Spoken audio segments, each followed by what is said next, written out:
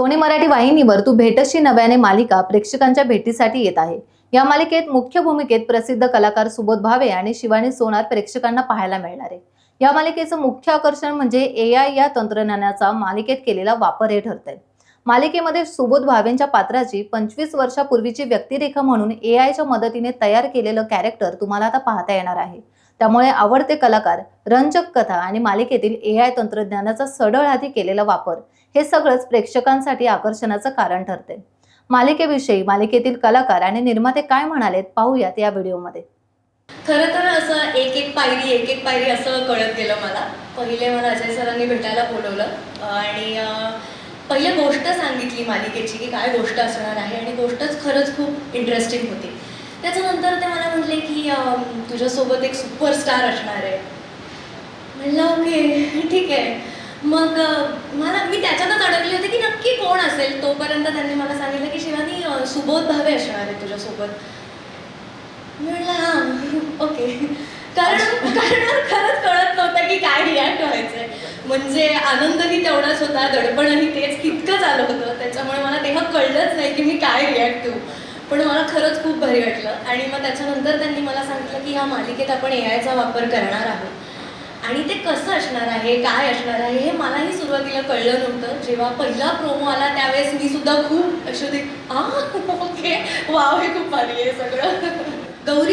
गौरी खूप मस्त मुलगी आहे। गौरी आत्ताची आहे, स्वप्नाळू आहे, तिला परिस्थितीची जाणीव आहे, तिच्या घरच्यांवर, तिच्या स्वप्नांवर खूप प्रेम आहे, तिचं शिक्षणावर खूप प्रेम आहे। पण परिस्थितीमुळे तिला आता तिचं शिक्षण थांबवावं लागलं आणि त्याच्यामुळे ती आता कष्ट करते आहे। कॉलेजच्या कॅन्टीनमध्ये जॉब तिला मिळाला आहे आणि त्याच कॉलेजमध्ये अभिमन्यू सर आहेत आणि तिची सध्या ती धडपड चालू आहे की आपला जॉब टिकला पाहिजे, आपल्या हातून काही चूक नाही व्हायला पाहिजे आणि त्याच्यासाठीच ती प्रयत्न करते आहे।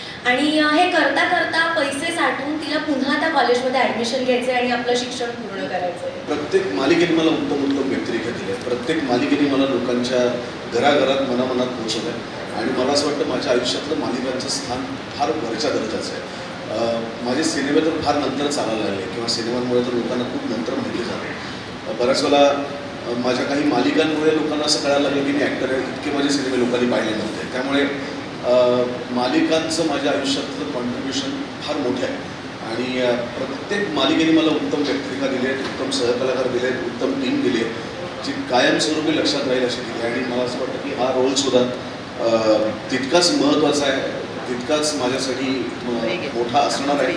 कारण ज्या पद्धतीने अजय आणि अजयची टीम ती गोष्ट लिहिते आहे, ती व्यक्तिरेखा लिहिते आहे, त्याच्यातले छोटे छोटे बारकावे काढते आहे। मला असं वाटतं की खूप दिवसानंतर त्याला म्हणतात एक अभिनेत्याची भूक असते की चांगल्या कलाकारांबरोबर चांगल्या संगीतात काम करणं, तर ती भूक या निमित्ताने माझी पूर्ण होते। मालिका म्हटलं की एक घर आलं आणि एक सासू आली आणि एक सून आली, हे सध्याचं गणित ठरलेलं आहे आणि ते सगळीकडे दिसतं। पण ह्या मालिकेमध्ये खरंच एक वेगळा बॅकड्रॉप बघायला मिळतो, कॉलेज बघायला मिळतं आणि गोष्ट जी आहे ती एका वेगळ्या प्लॅटफॉर्मवर तुम्हाला दिसते आणि AI टेक्नॉलॉजी तर आहेच, सरांनी जसं सांगितलं तसं, पण याबरोबरीने गोष्ट या मालिकेची खूप छान आहे आणि ती आमच्या टीमनी, सोहा मॅडम आणि त्यांच्या टीमनी मिळून जी बनवलेली आहे ती खरंच खूपच छान। त्याचं पास्ट आणि प्रेझेंटमधली अशी जी लव्ह स्टोरी आहे ती तुम्हाला बघायला मिळेल।